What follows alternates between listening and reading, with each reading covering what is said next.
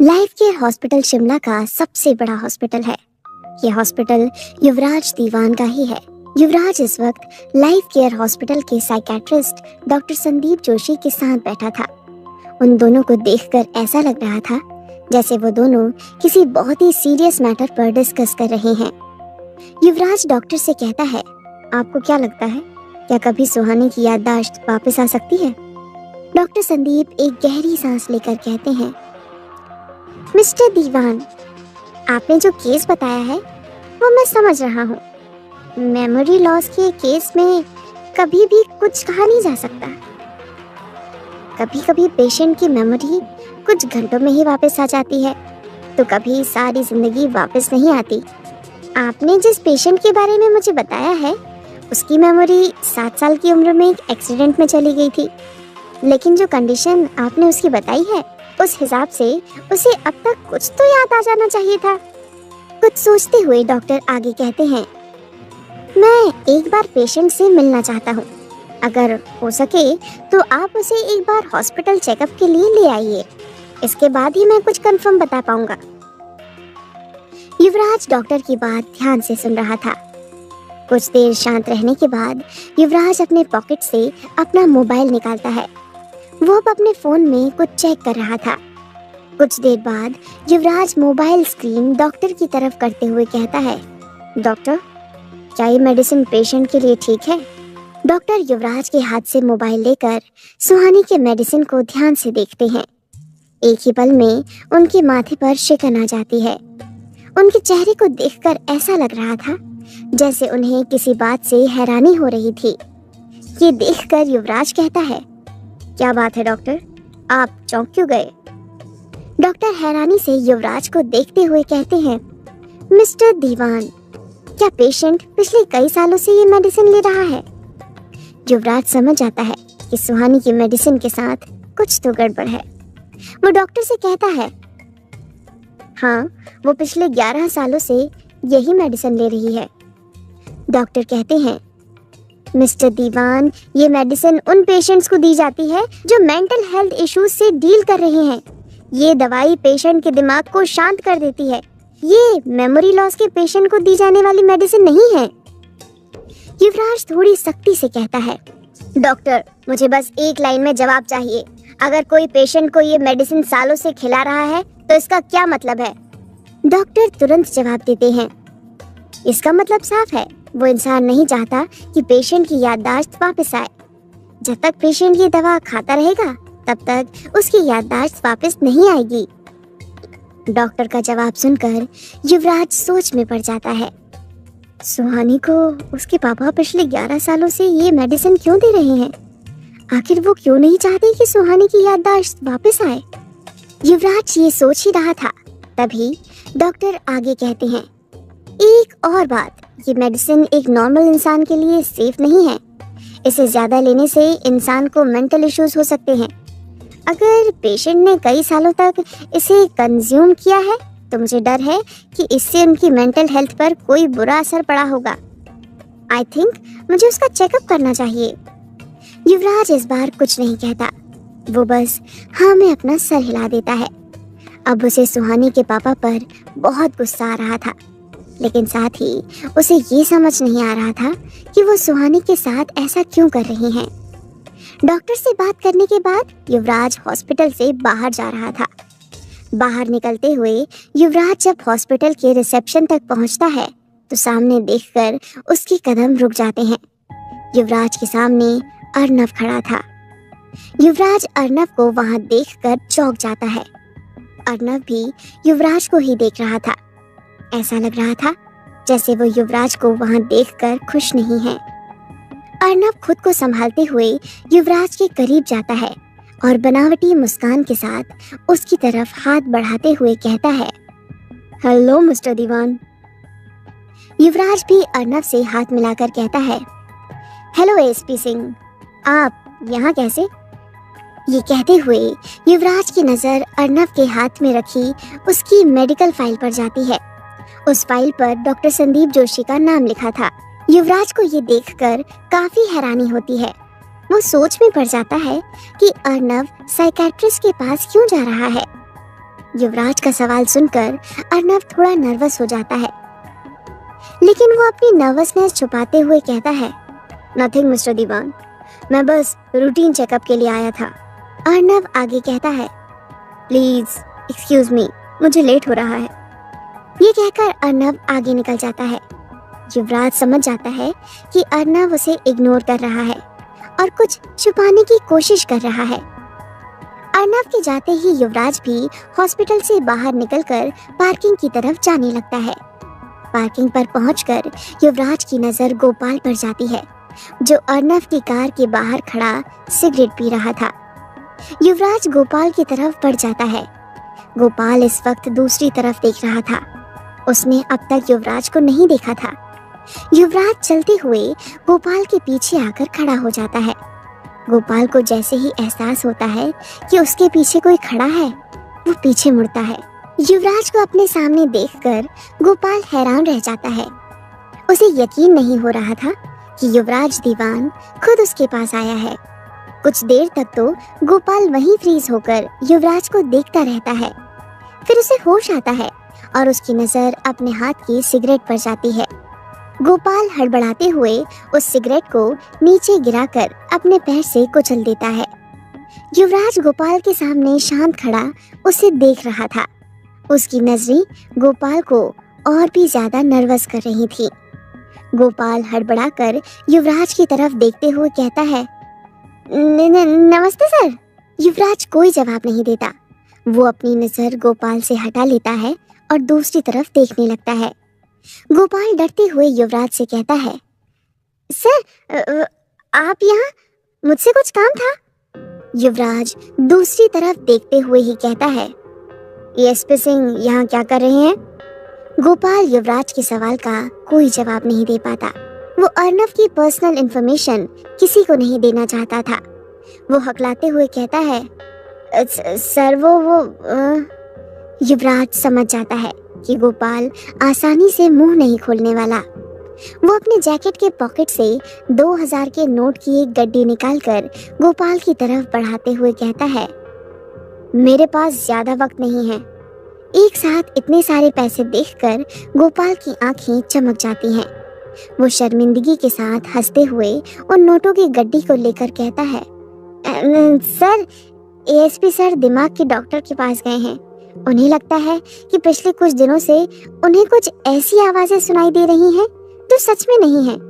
उन्हें लगता है कि उन्हें आजकल भ्रम होने लगा है। गोपाल की बात सुनकर युवराज कहता है, और तुम्हें क्या लगता है?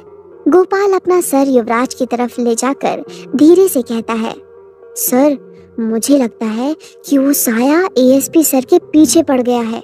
ये सुनकर युवराज बिना कुछ कहे अपनी कार की तरफ बढ़ जाता है। गोपाल मुस्कुराते हुए उन नोटों की गड्डी को देखता है और खुद से कहता है, बस इतनी सी बात के लिए इतना सारा पैसा, आज तो मजा ही आ गया। युवराज जाकर अपनी कार में बैठ जाता है। वो अपना मोबाइल निकालकर किसी को कॉल करके सख्ती से कहता है, मुझे सुहानी शर्मा की फैमिली के बारे में एक इंफॉर्मेशन चाहिए, खासकर उसके पापा के बारे में, और इस बार कोई गलती नहीं होनी चाहिए। ये कहकर युवराज कॉल कट कर देता है। युवराज के मन में बार बार यही सवाल आ रहा था कि सुहानी के पापा क्यों नहीं चाहते कि उसकी याददाश्त वापस आए। शाम का वक्त था। सेंट थॉमस कॉलेज की छुट्टी हो गई थी और स्टूडेंट्स कॉलेज से घर जा रहे थे।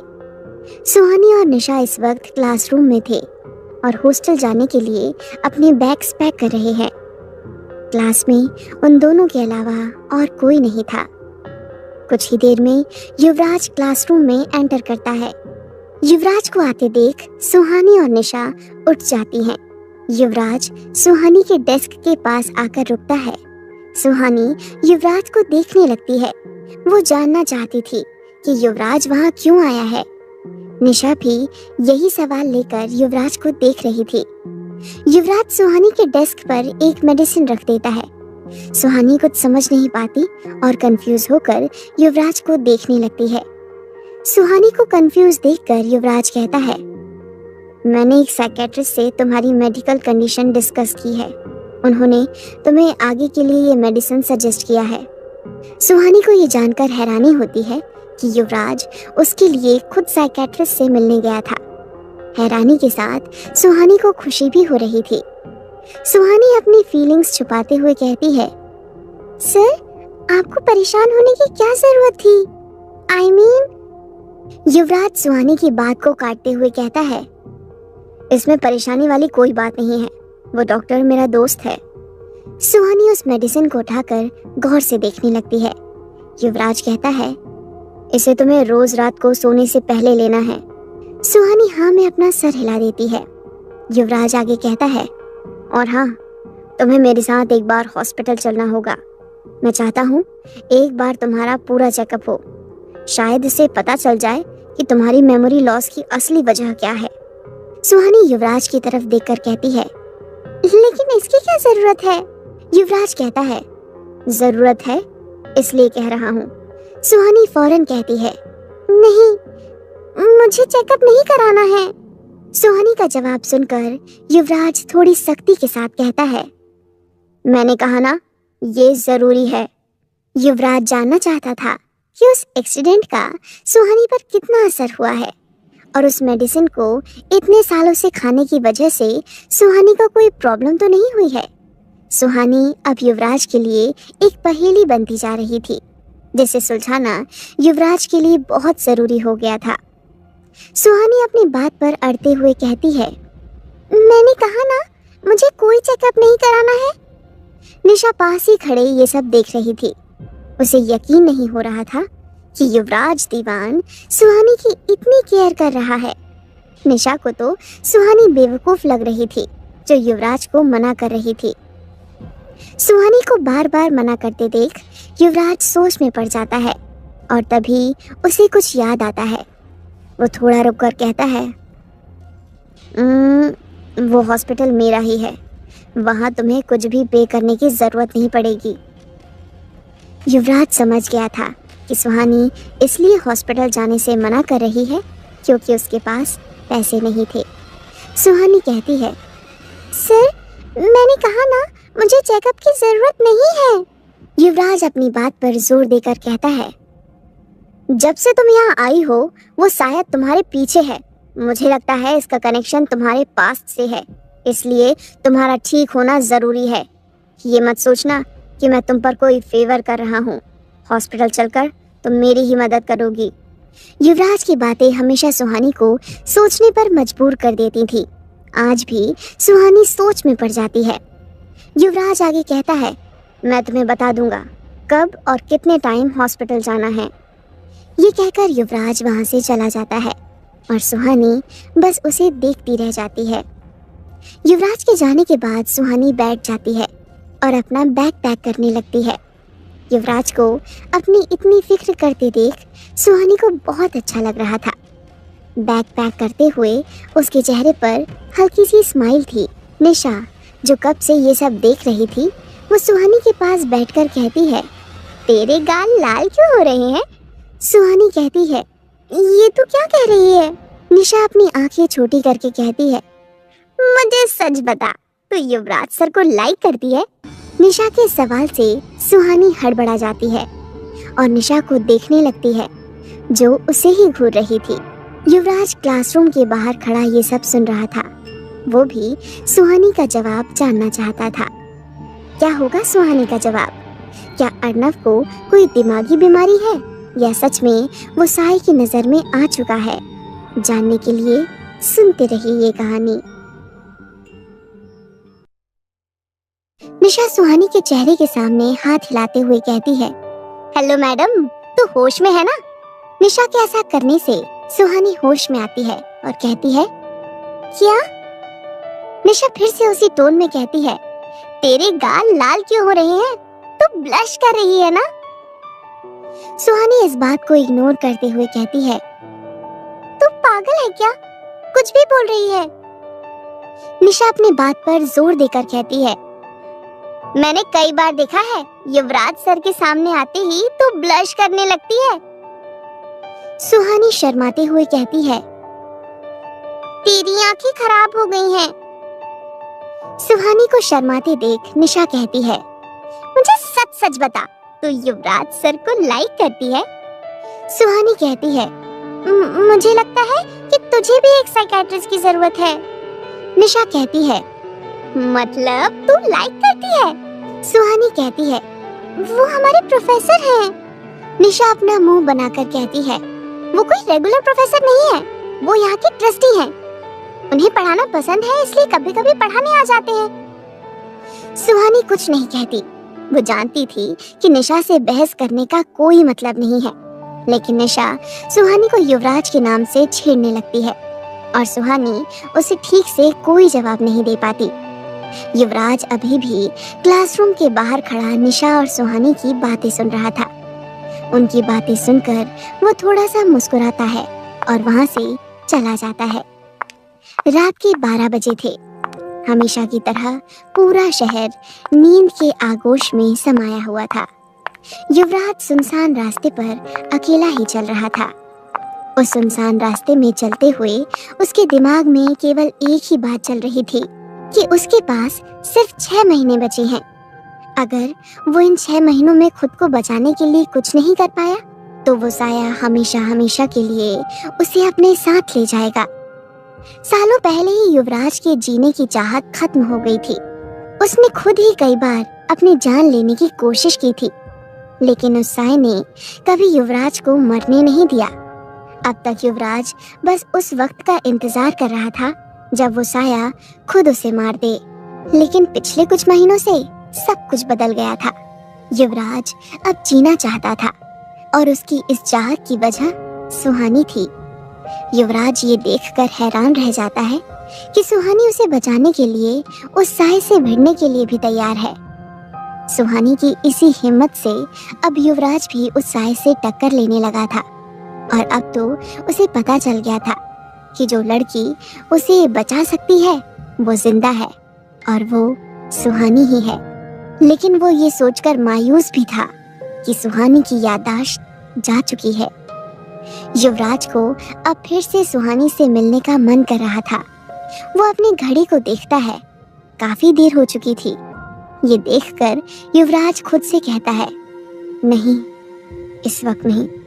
लेकिन युवराज का मन नहीं मानता और उसके कदम अपने आप सुहानी के हॉस्टल की तरफ बढ़ जाते हैं।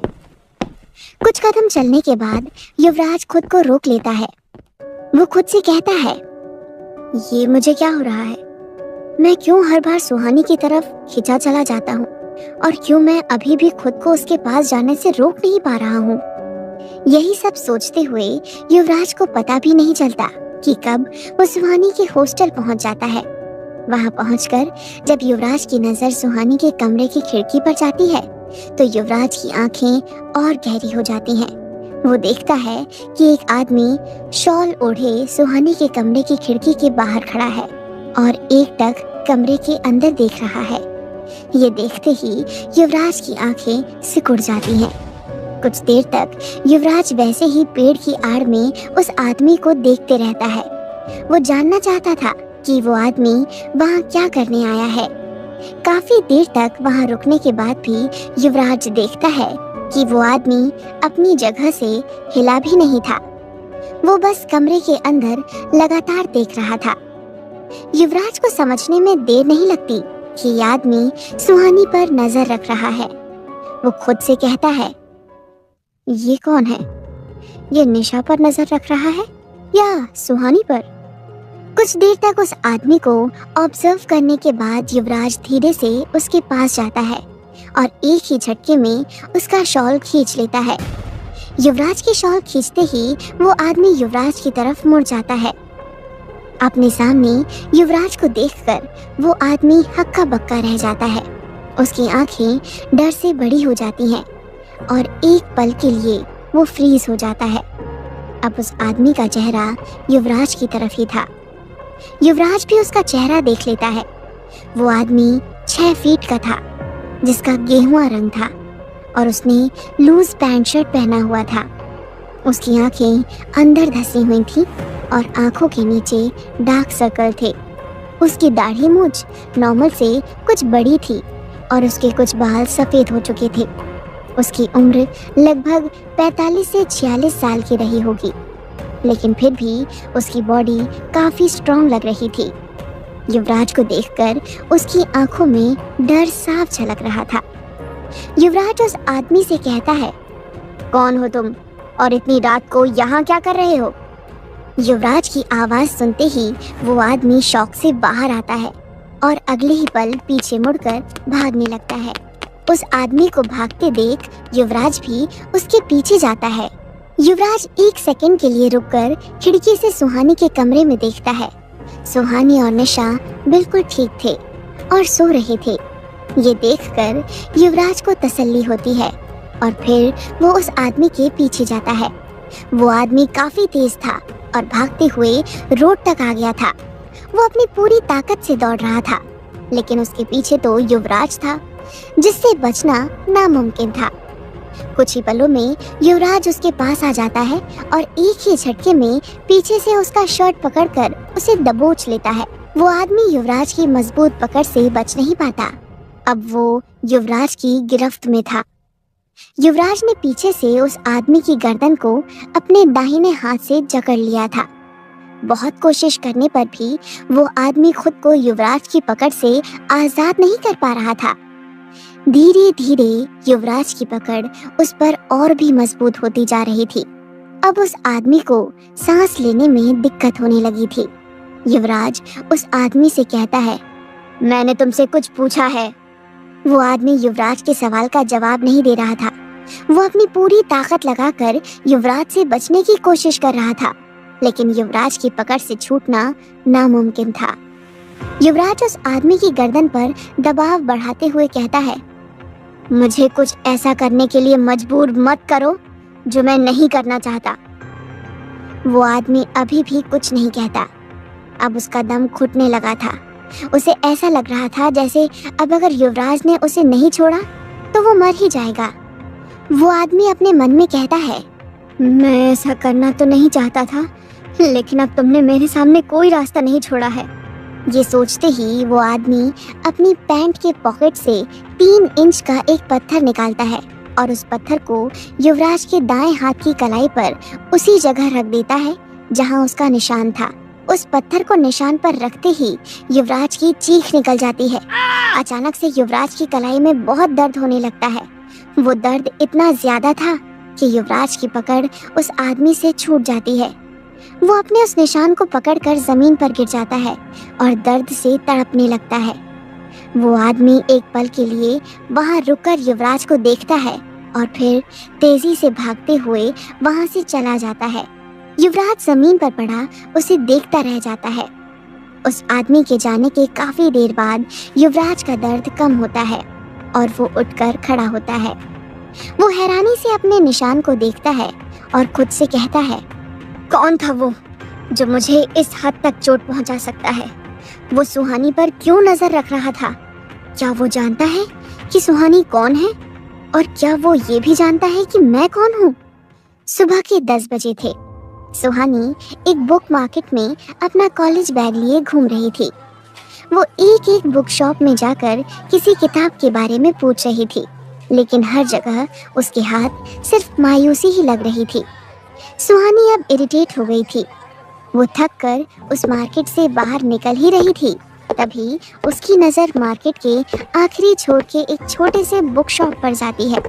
उस बुक शॉप को देखकर सुहानी के कदम रुक जाते हैं। उस दुकान को देखकर सुहानी कहती है, चलो यहाँ भी पूछ लेती हूँ, क्या पता कुछ मिल जाए। सुहानी उस बुक शॉप के काउंटर पर जाकर आवाज लगाती है, कोई है? सुहानी की आवाज लगाते ही बुक शेल्फ के पीछे से एक 60 साल के बुजुर्ग आदमी काउंटर के पास आते हैं। वो काउंटर के पास आकर कहते हैं, हाँ बताइए मैडम, आपको कौन सी किताब चाहिए? सुहानी कहती है, अंकल क्या आपके पास शिमला की विशिंग बेल पर लिखी गई कोई बुक है? सुहानी का सवाल सुनकर वो बुजुर्ग उसे ऐसी नज़र से देखते हैं जैसे सुहानी ने उनका टाइम वेस्ट कर दिया हो। वो बुजुर्ग बिना कुछ कहे वापस बुक शेल्फ की तरफ बढ़ जाते हैं। सुहानी शॉपकीपर के इस एटीट्यूड को देखकर कहती है, अजीब आदमी है। सुहानी कंफ्यूज होकर दुकान को देख ही रही थी तभी उसे अपने पीछे से एक लड़की की आवाज सुनाई देती है। लगता है तुम्हें भी उस पुराने रोड वाले साए में कुछ ज्यादा ही इंटरेस्ट है। वो आवाज सुनकर सुहानी चौंक जाती है। वो फौरन पीछे मुड़ती है। वो देखती है कि उसके सामने ब्लैक जीन्स और ब्लैक टॉप में एक लड़की खड़ी थी। ये वही लड़की थी जिसने अर्नव की जान बचाई थी और काफी देर से सुहानी और युवराज पर नजर रख रही थी। सुहानी उसे देखकर चौंक जाती है और कहती है, जी मैं कुछ समझी नहीं। वो लड़की कहती है, अगर तुम विशिंग वेल के बारे में पता कर रही हो तो मतलब तो साफ है कि तुम्हें उस साए में जरूर दिलचस्पी होगी। सुहानी फेक स्माइल के साथ उस लड़की से कहती है, ऐसा कुछ भी नहीं है, मुझे बस हॉन्टेड प्लेस के बारे में जानना अच्छा लगता है, इसीलिए मैं वो किताब ढूंढ रही थी। वो लड़की समझ जाती है कि सुहानी उससे कुछ छुपा रही है। वो सुहानी का इंटरेस्ट देखने के लिए कहती है, हाँ और विशिंग वेल की कहानी तो और भी इंटरेस्टिंग है। 200 साल पुरानी आत्मा और उसे किसी ने जागृत कर दिया एंड ऑल। सुहानी को उस लड़की की बातें सुनकर हैरानी हो रही थी। वो ये जानकर हैरान थी कि वो लड़की भी उस साए के बारे में काफी कुछ जानती है। सुहानी उससे कुछ इन्फॉर्मेशन निकालने का सोचती है। वो बड़ी चालाकी के साथ कहती है, क्या मजाक है ना, कोई मरे हुए इंसान को क्यों जागृत करेगा। वो लड़की कहती है, शायद कोई ऐसा काम करने के लिए जो एक इंसान नहीं कर सकता। सुहानी सीरियस हो जाती है और उस लड़की को सवालिया नजरों से देखने लगती है।